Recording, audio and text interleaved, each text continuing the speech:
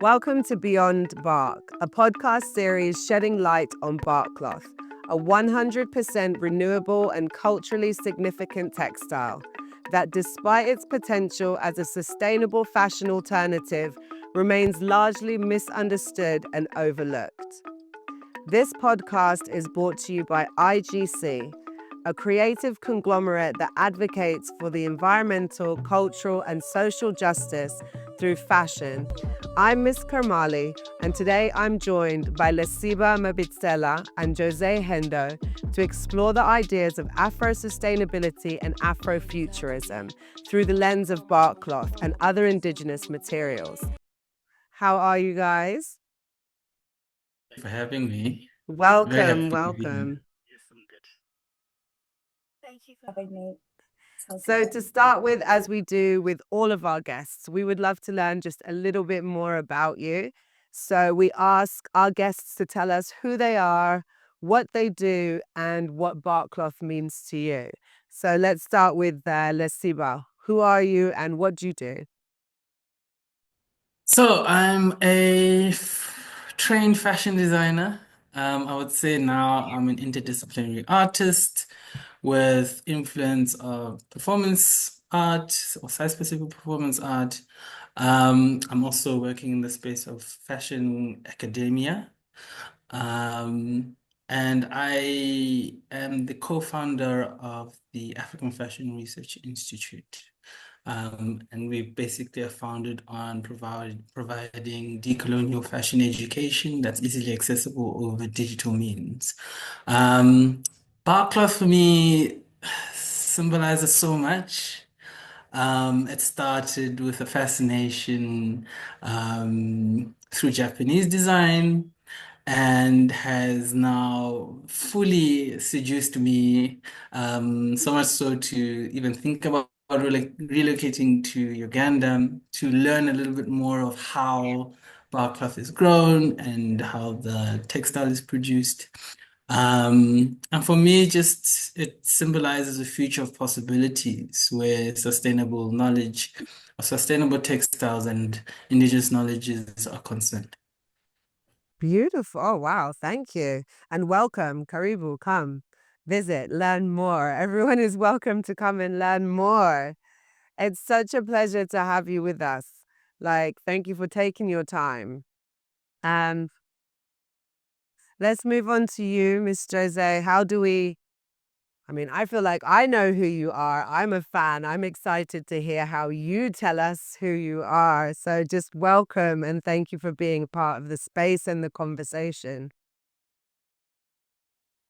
Thank you. Thank you for having me. My name is José Hendo. I'm an eco-sustainable circular designer and artist. I work predominantly with barkcloth. I'm crazy about it. You all know this. But why this cloth? So through my work and my research, I then founded the R3 campaign. And the R3 campaign started because of my quietly working away as an eco-designer, but never quite saying it outwardly, except through my work. And then the Rana Plaza incident happened. And then I had to become vocal about my work. And then through that, I also started the Bark to the Roots initiative. So it is bark to the roots, but it is bark to the roots. So it is those two things. It's taking us back to our past and, grabbing those things that are valuable and important and bringing them back to the now. But it's also going back to this cloth, the bark, amazing story about this cloth, preserving that heritage and keeping it for future generations. So I'm quite excited about barkcloth because it has allowed me as an artist to express myself unapologetically using my heritage and using the voice that I have being British to use this to create the change that needs to happen in our change, how we impact the environment. And so it's that liberation that I get from it that I'm really grateful for. But most importantly, it is the roots that it has, within me. And so to be able to use this as a voice and as a tool to create change has absolutely liberated me in so many ways, and we'll get to share that. I Thank you. love that, because even in your description, what do you do and what does barkcloth mean to you? It's all one and the same. And there's a very deep sense of synergy within your kind of like expression of that, which almost answers some of the questions on the next question, but I'm still going to ask it because just because I feel like even if it's more, we're listening. Um, you know and just so you know, like, for me, who you are to me is your work really was an evidence of the malleableness of bark cloth. A lot of people had been telling us, like, it's only like this and it's only like this, and I come from it from a spiritual perspective. So actually your work was such a huge evidence of, like, oh, wait a minute, if she can use it in fashion, then I can use it in my tapestry. And there is ways to, like, yeah, so I'm like hugely a fan. The next question, because both of you have chosen to work with barkcloth or research barkcloth and other indigenous materials. And so we wanted to ask what drew you to these materials as a form of expression, and what do you think they mean to people today? José, you can go first. It's fine. Okay, so when it comes to indigenous materials, I think it's what is this? I have written it down somewhere because it's important I get this and I said correctly. So understanding that using indigenous materials is so important because they hold significant cultural value. They preserve traditional practices and knowledge, connecting people to their land and heritage, while contributing to environmental sustainability.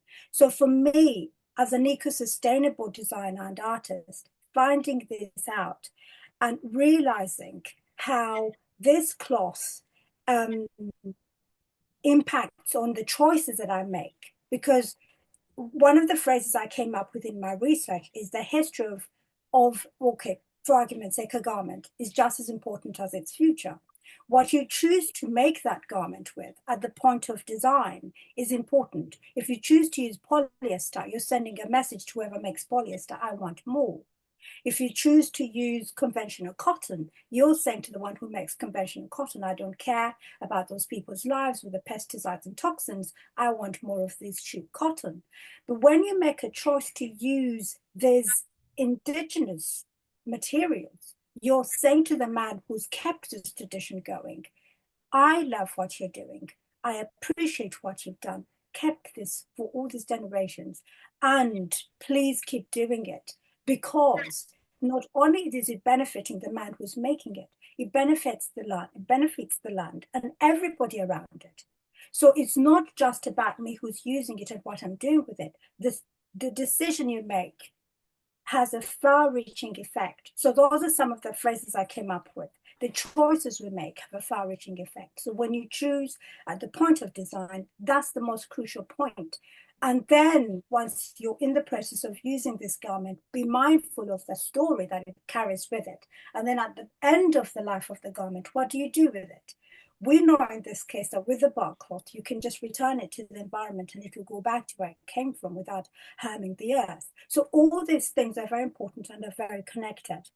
And so me as an eco designer, when I found this, I just fell in love. I knew my purpose. I knew what I needed to do.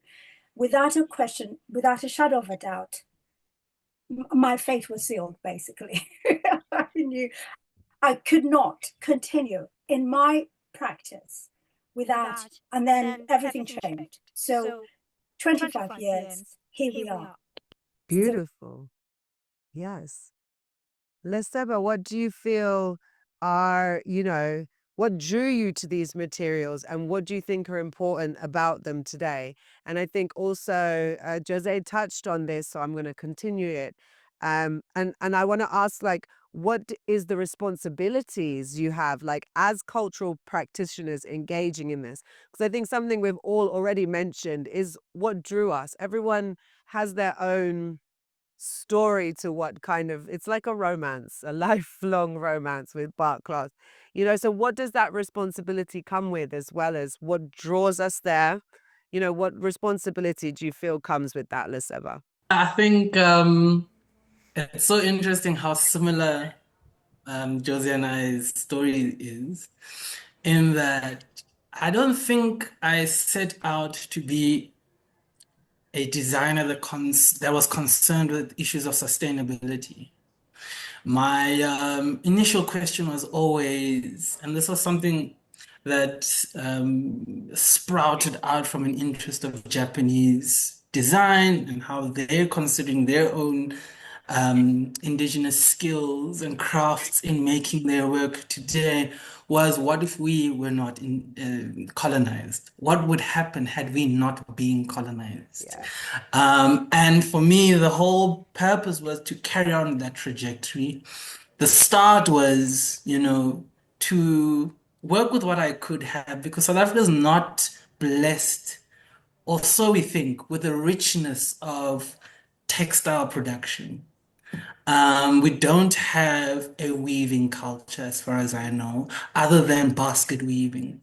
So for me, it was really like, what I can control is silhouettes, and so I started creating garments as a rejection to the way that I was taught to make garments. So I decided to say, look, the metric system, just throw the book out. Let us actually start from the beginning.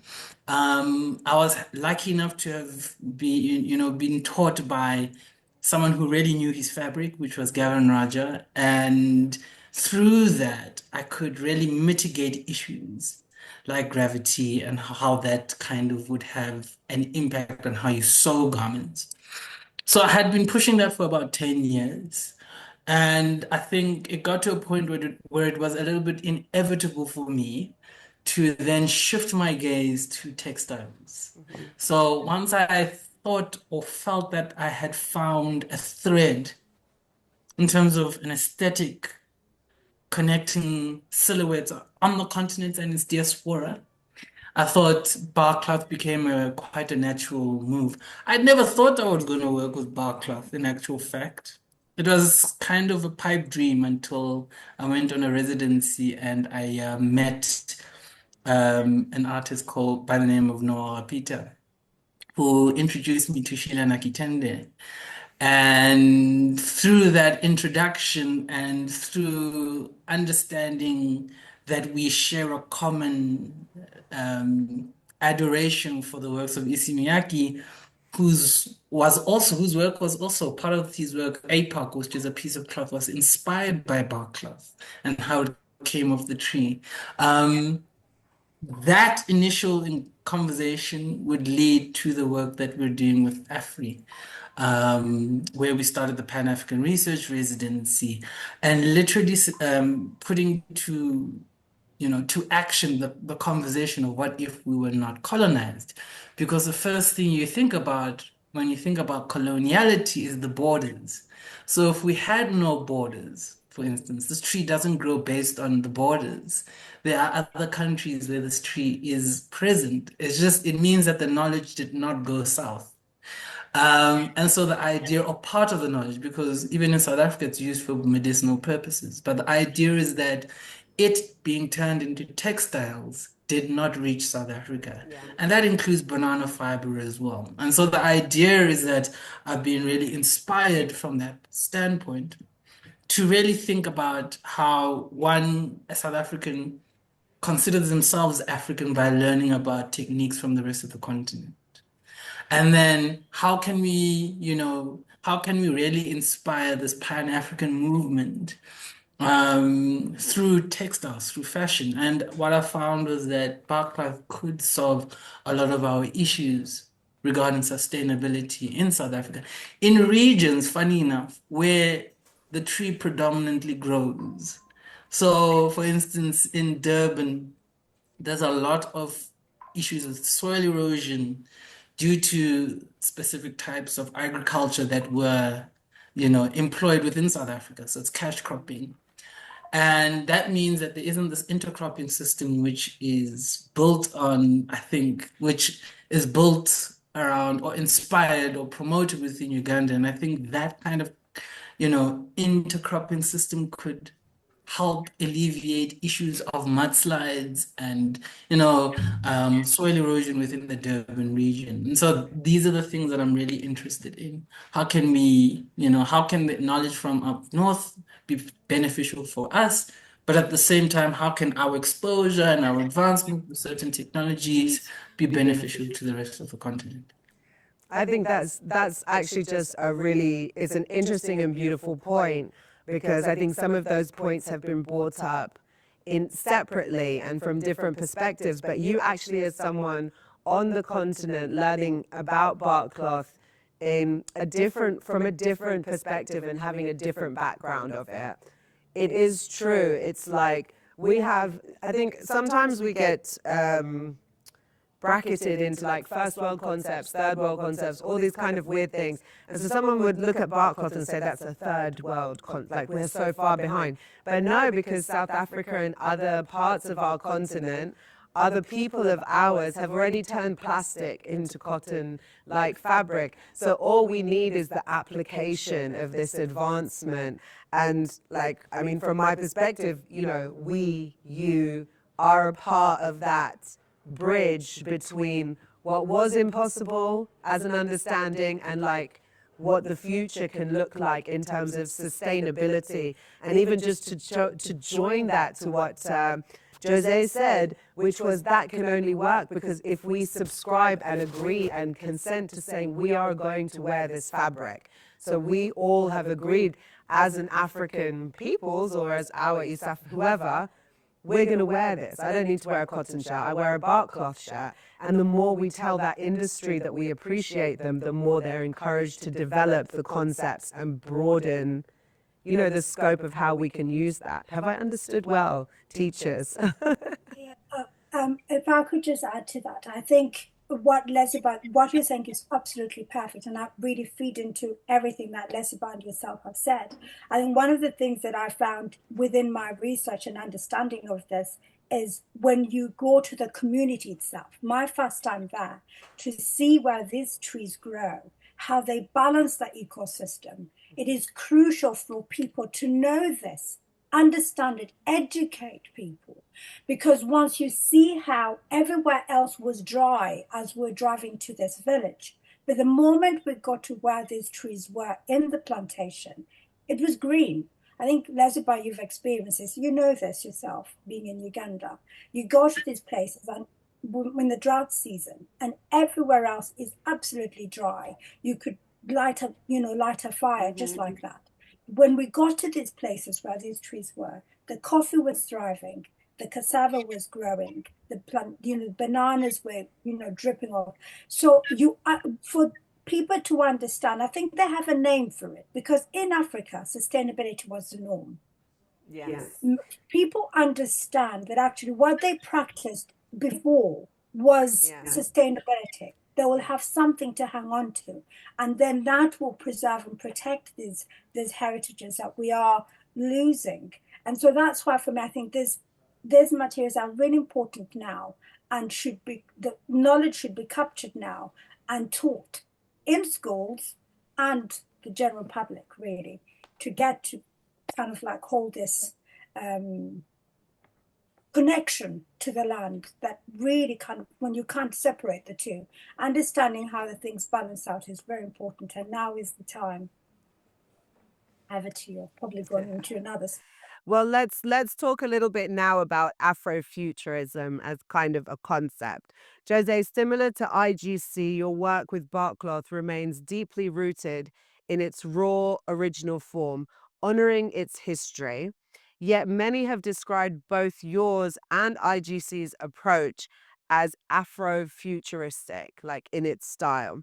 Perhaps because you connect the material to contemporary issues like the climate, and kind of different roles, and as an alternative to fast fashion. But what do you think about this label? Do you see yourself as an Afrofuturist? Do you see Afrofuturism as a paradox in relation to your work? Or, do you think that everyone is correct and we are looking at an Afrofuturist? Okay.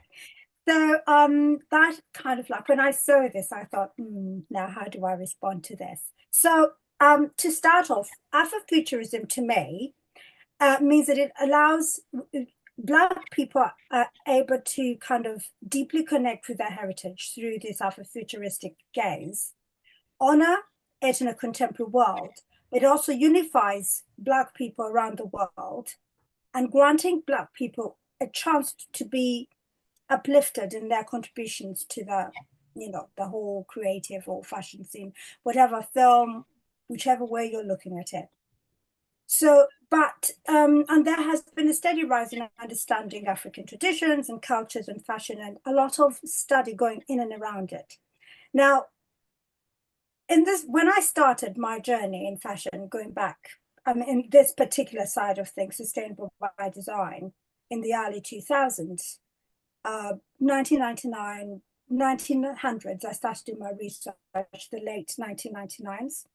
And then I found this whole idea of living in a way that you do not destroy things. So you design things so that it is a circular system. That's what I started with. And then so many years later, circularity is a word.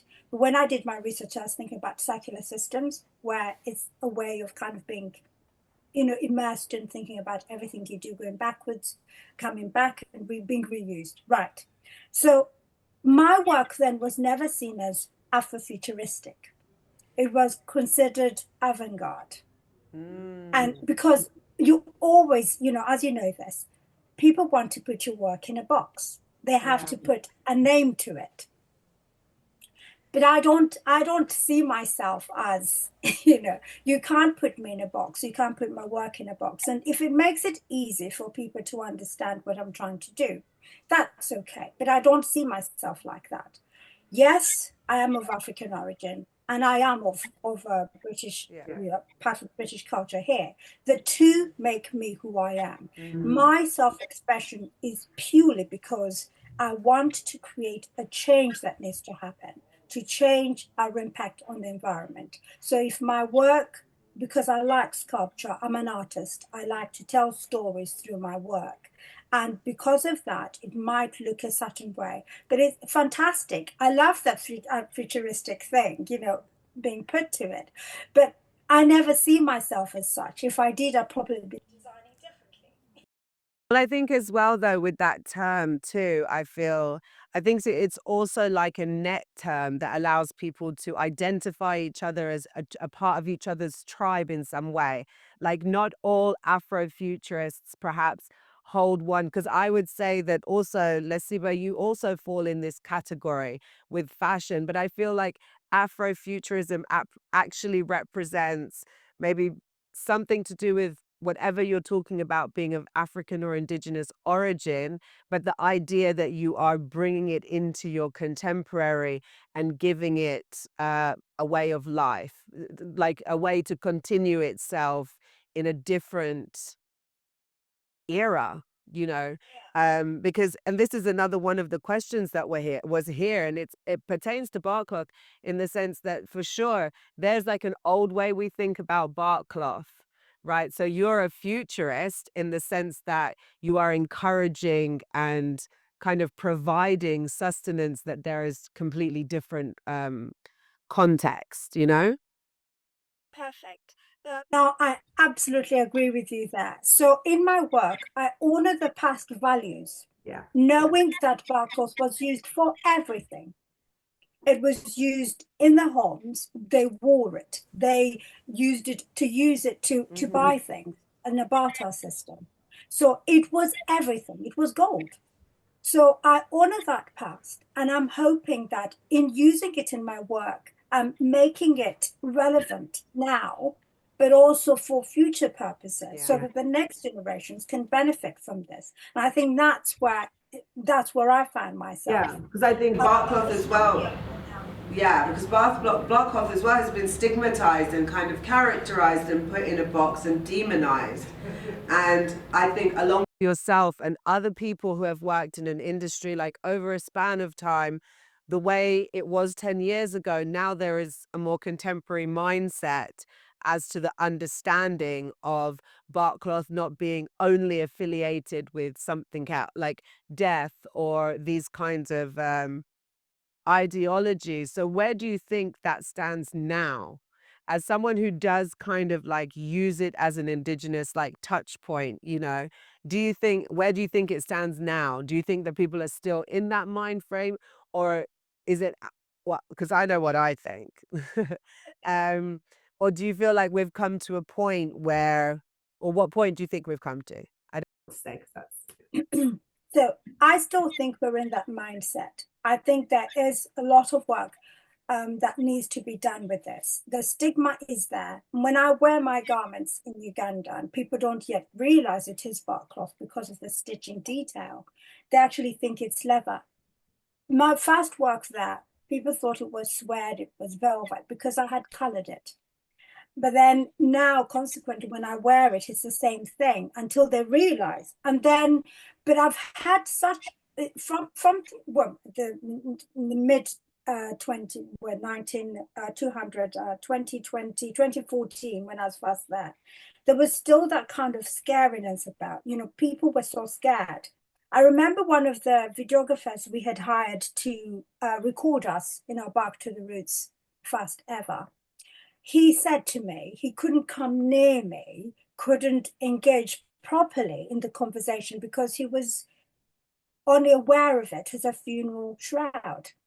And so, cut to now, there's a different conversation happening there. And it's because there's been a steady use of barkcloth, not just by myself and just a few designers. There's a steady rise in a lot of people re-engaging with this cloth. But there's still limitations and something needs to happen. I think the government needs to step in.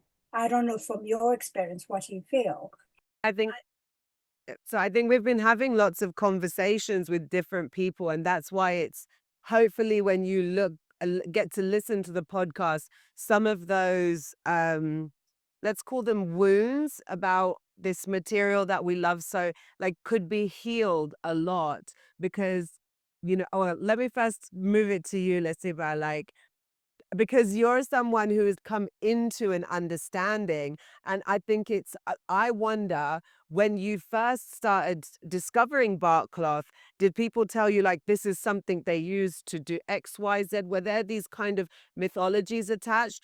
Or did you find it more difficult just because to get the information? Because bark cloth here is quite gate kept in terms of how we make it. So I'm interested to hear how your perspective was of the stigmas and did they affect you? Did they not? Growing up as a Catholic, it's quite there's quite a lot of things that have stigmas attached. But I think somehow that early exposure, I want to say sharpened, but maybe yeah, for lack of a better term, I would say sharpened my nose where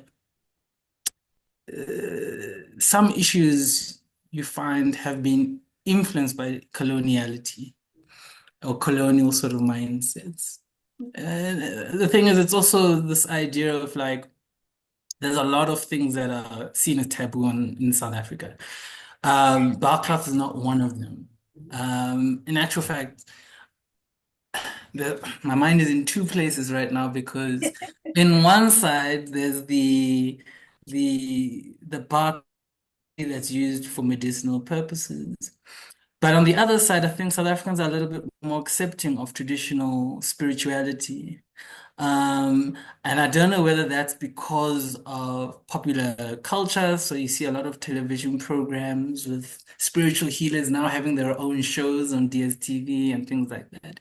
So there is somehow a much broader acceptance of traditional practices. Yet we are quite, we are quite Eurocentricized specifically in the South African context.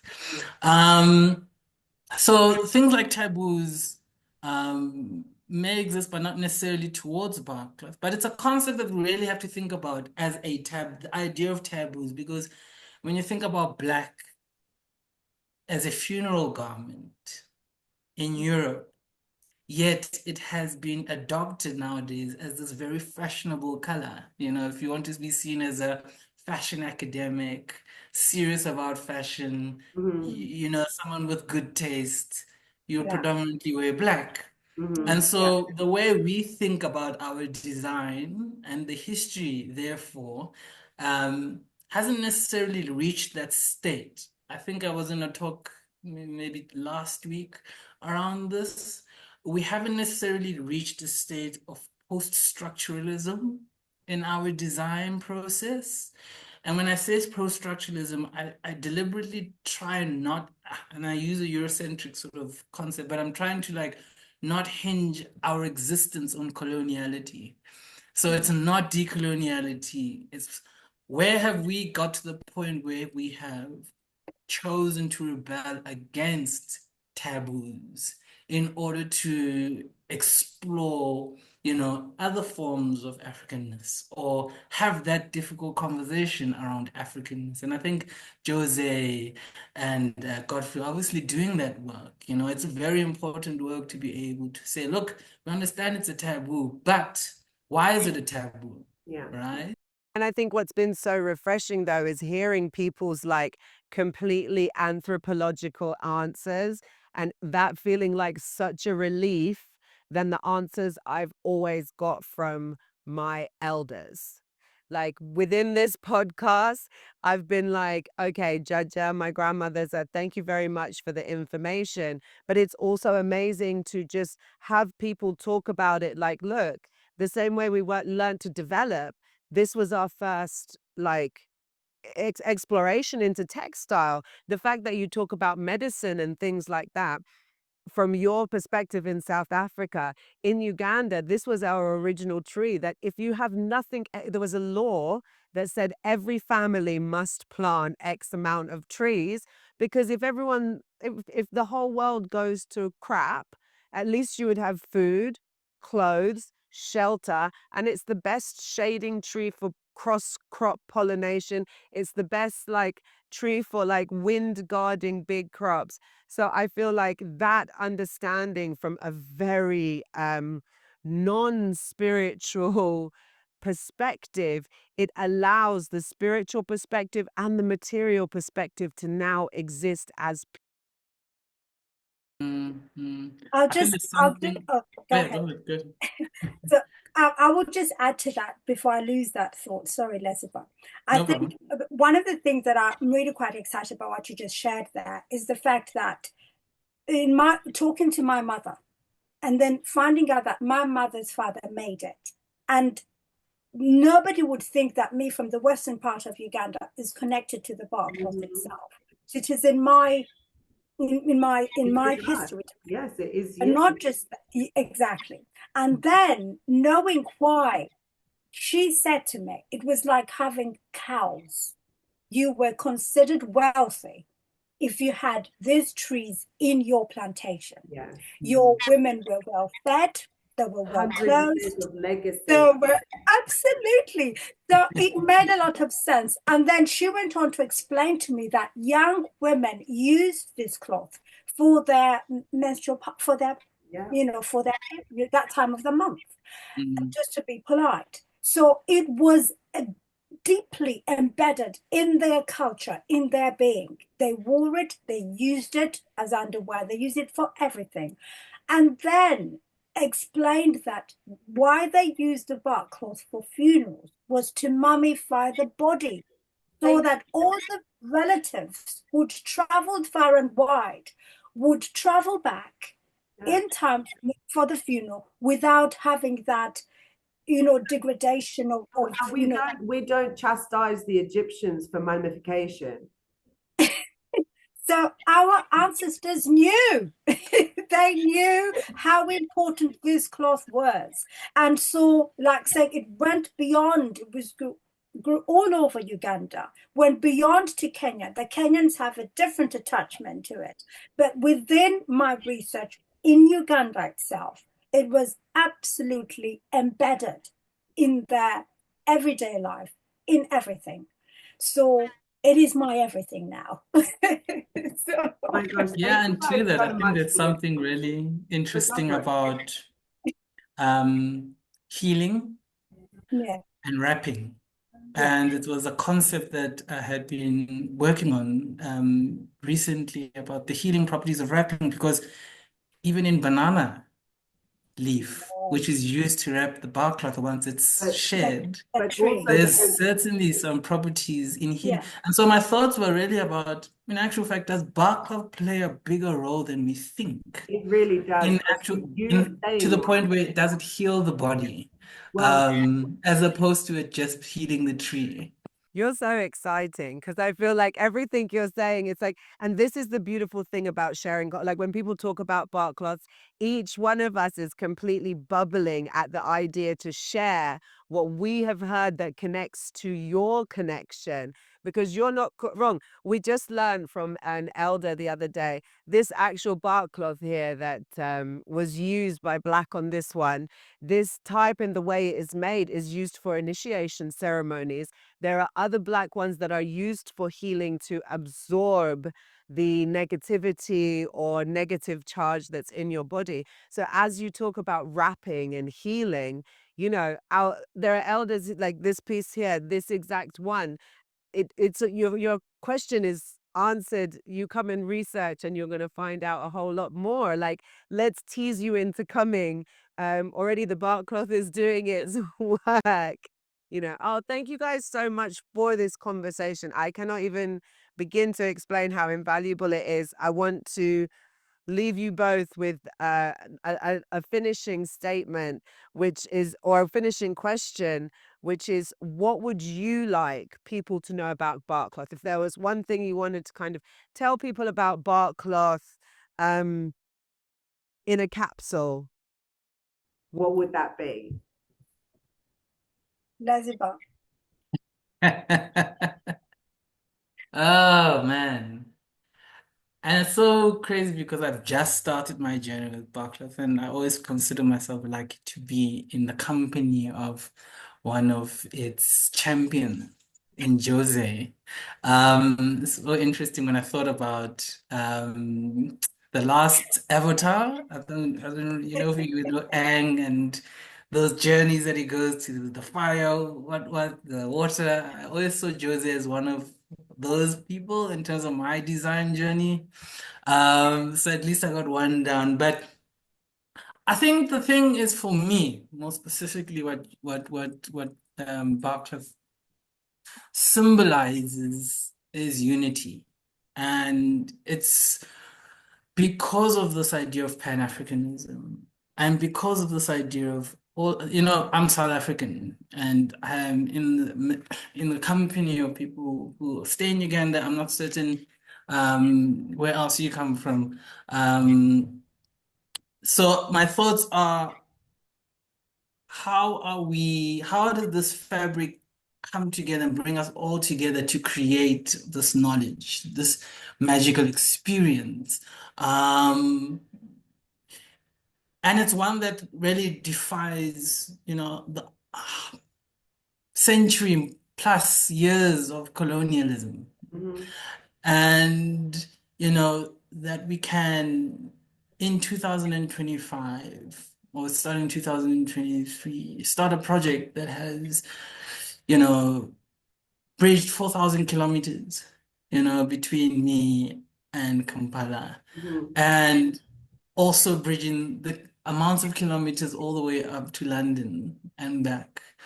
And how, South Africa is, blighted with its Afrocentric issues. We know that we're not we don't necessarily paint ourselves very well when it comes to how we treat other Africans. And for me, it comes across as an opportunity for us to break those borders when you can see other Africans having the solutions to what you are going through right now. Because as I mentioned, we are heavily Eurocentricized. We get to a point where we don't see ourselves as part of the continent. And I think a lot of the solutions can be, a lot of our problems can be solved if we engage in further conversations like these and engage in more projects where Africans are collaborating with each other. And the idea is that we are learning from the rest of the continent as well. We shouldn't necessarily put ourselves in a privileged position to say that we've got all the tech and therefore you should learn from us. I think there's a reversal here of, learning our roots, because this is a Bantu conversation as well. This is a conversation. It is. It very much is. And I think also for me, like even listening to you communicate, I'm like, what's so exciting, what I've enjoyed about what IGC has done is every single every single subject, right? Everyone is expressing this appreciation and loveliness of like getting to communicate their love of bark cloth. And so I think that thing of like, what do we do? I think it's starting, it starts now. And we are a part of the start of it. So we can't always say, oh, we don't. We're actually, if we want it, now is the idea of it is now. So I really love that too, because it's very rare in history that the idea of now happens, but even in our conversation there's like 3 generations of different history and different people who want to be a part of the now change. So that connection starts with peers communicating, giving information freely, which is a completely anti-colonial concept. The idea that there's enough for all of us. If I've learned how to make my bark cloth waterproof, why should I wait for you to figure it out? Like, if I know how to, because you guys make clothes, I paint. So it's totally different uses of the bark cloth, but somehow we're all invested in each person's progress. So then I'm going to lead our last question to you, Jose. If there was one thing you want to leave people with, one idea in the vault, what is bark cloth? What would you leave them with? Right, that I could speak all day on this. So I'm going to really crush my thinking into a small paragraph. The way bark cloth predates weaving, and so it is the oldest cloth, arguably the oldest cloth made by man. So it is older than any other cloth in Africa. So apart from obviously the leather hides and things like that, but that's not cloth. And it has been recognized by UNESCO as a World Heritage. With all of that happening around it, the attention has drawn people to look at it. Research, academics, educators, people have been drawn to it since 2005 when this happened.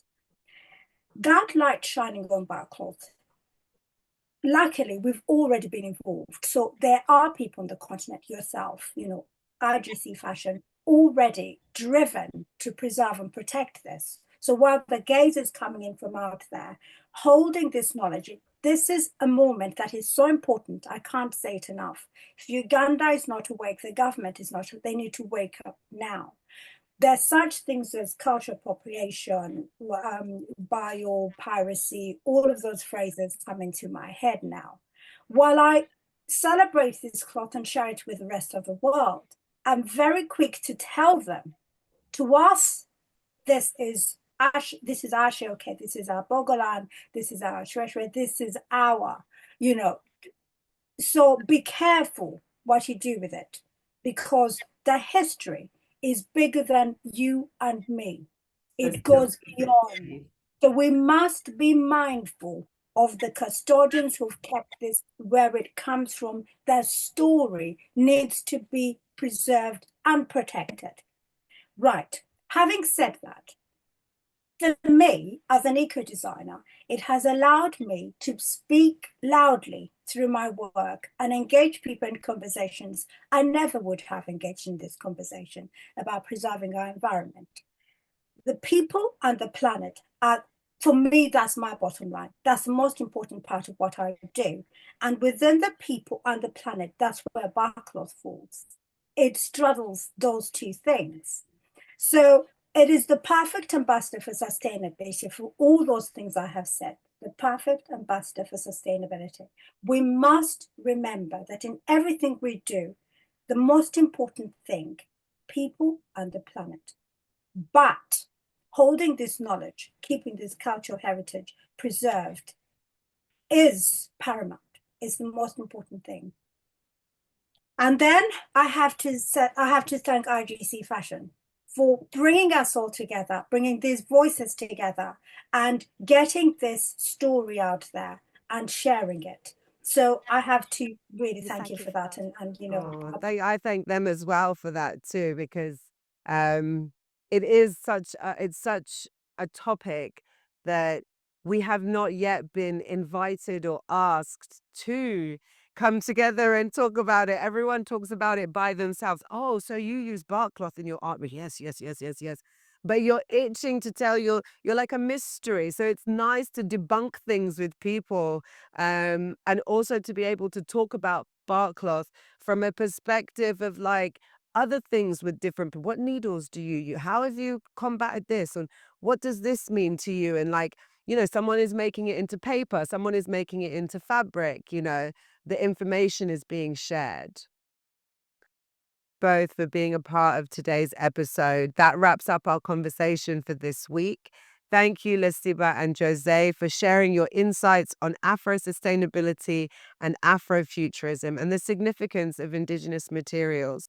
All right, be sure to join us next week when we'll be speaking to Kenneth Muhanji and Elder Senoga about the relationship between Indigenous materials like barkcloth and intellectual property.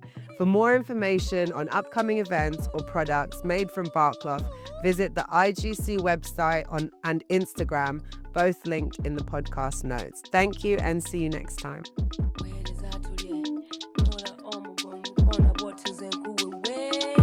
Where is that?